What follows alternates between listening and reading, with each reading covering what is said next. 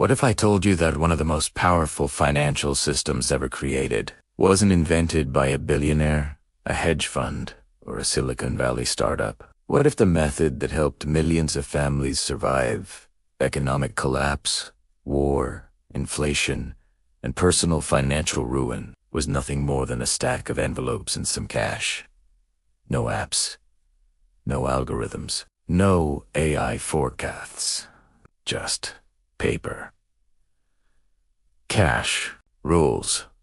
And yet, despite being painfully simple, most people either misunderstand it, misuse it, or abandon it entirely. Here's the mystery. In a world where we have instant banking, real-time spending alerts, and sophisticated budgeting software, why does this low-tech system still outperform modern tools for people who struggle with money?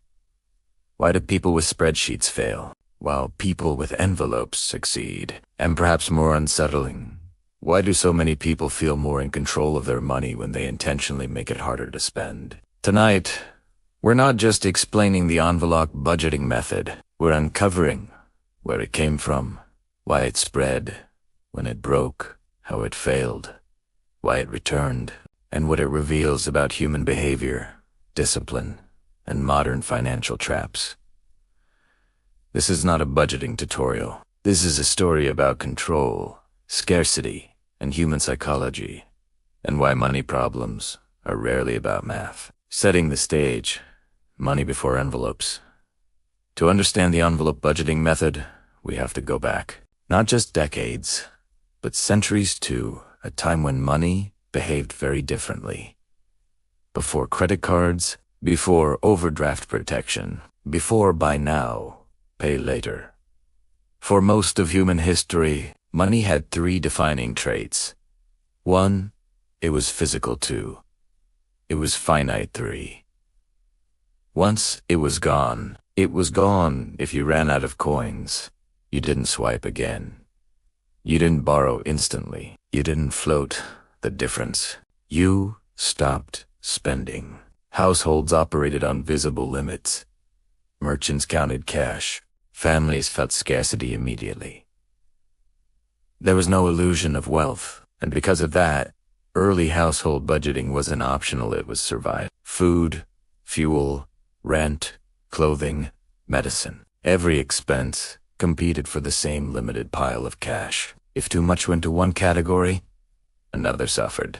This wasn't theory. It was cause and effect, experienced in real time. And this reality laid the foundation for what would eventually become the envelope system. The origins. When envelopes weren't a method, the envelope system wasn't invented. It emerged. In the late 1800s and early 1900s, working-class families across Europe and North America began physically separating money for specific needs. Rent money went in one place. Food money went in another. Coal, candles, school supplies, often literally wrapped in paper or tucked into labeled envelopes. Why? Because income was irregular. Wages were often paid weekly or daily, and one mistake could mean hunger or eviction. This separation wasn't about optimization, it was about protection. Protection from impulse, protection from emergencies, stealing from necessities, protection from human weakness. This is the first crucial insight most modern explanations miss. The envelope system was not designed to help people get rich. It was designed to help people not collapse, and that distinction matters. The rise. The system becomes formal fast forward to the early 20th century. Industrialization accelerates. Urban populations explode. Household expenses multiply. Suddenly, families are dealing with rent or mortgages, utilities, transportation, insurance, food purchased instead of grown, and new consumer temptations. This is when informal envelope practices became formalized. Home economics courses taught physical budgeting. Banks promoted household management. Financial discipline became a moral virtue, and envelopes became a system. Each envelope represented a category. Each category had a limit. Once empty spending stopped, no negotiation. This is where cause and effect becomes powerful. When categories are separated, trade-offs become visible. When trade-offs are visible, decisions slow down. When decisions slow down, impulse loses power. That's the real engine of envelope budgeting, not math, not tracking. Friction. The breaking point.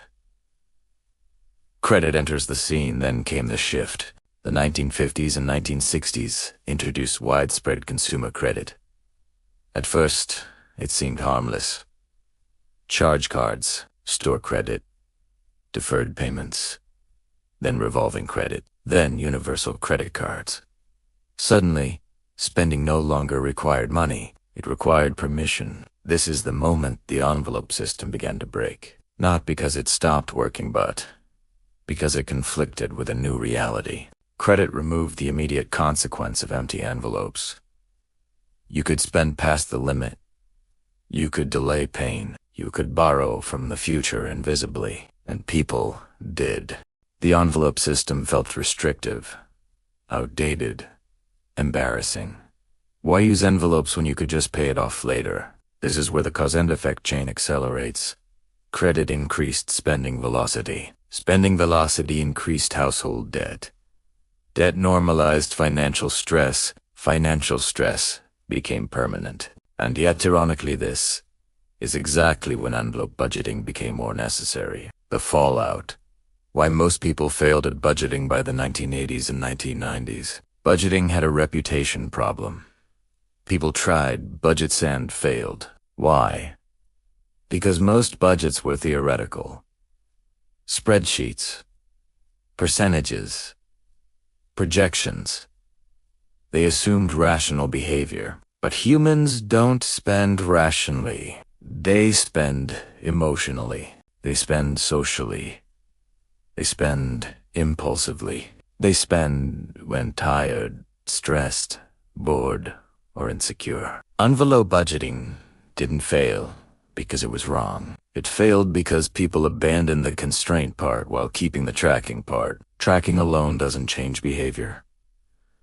Constraint does. This is the first delayed answer to our opening mystery. Failed fixes.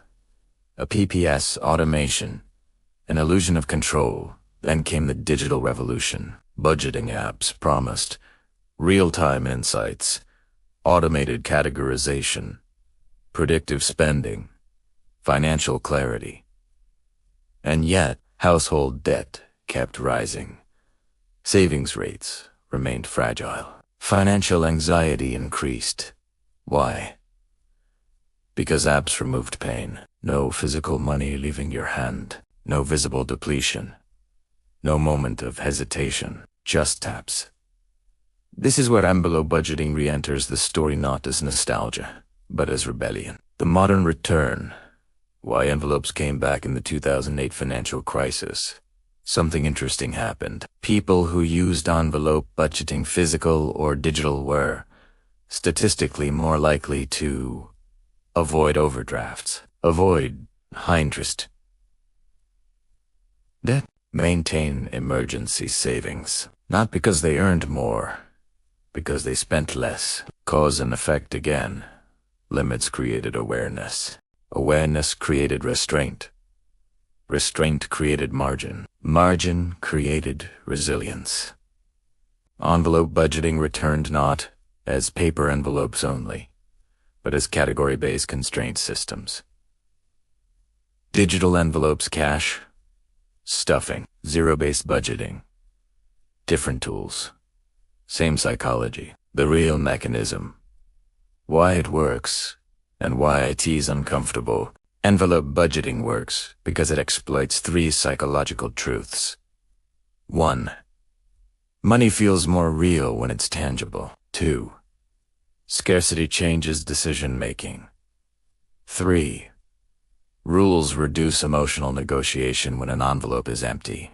There's no debate. You don't ask, "Can I afford this?" You ask, "Which envelope would I steal from?" That question changes behavior. It forces trade-offs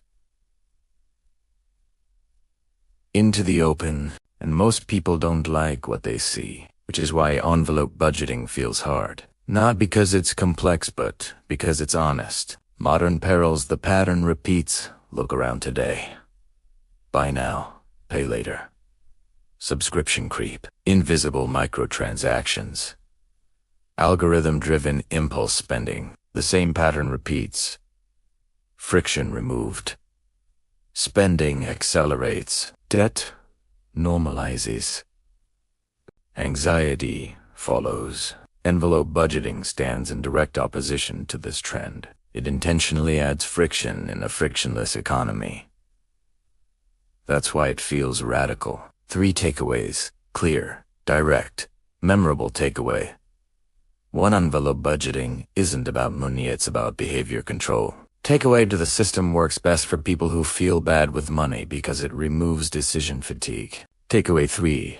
Any budgeting system without enforced limits will eventually fail under emotional pressure. Final warning and open-ended thought: here's the uncomfortable truth. If envelope budgeting feels restrictive to you, that's not a flaw in the system. That's the system revealing where your money actually goes. And the real question isn't whether envelopes work. The question is, in a world designed to separate you from your money as painlessly as possible, how much friction are you willing to reintroduce to regain control? Culture action, natural and non-salesy.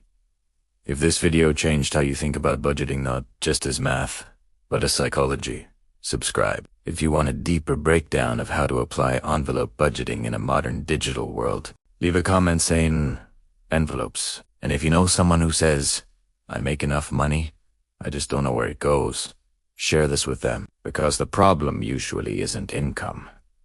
It's visibility. And envelopes make money visible again.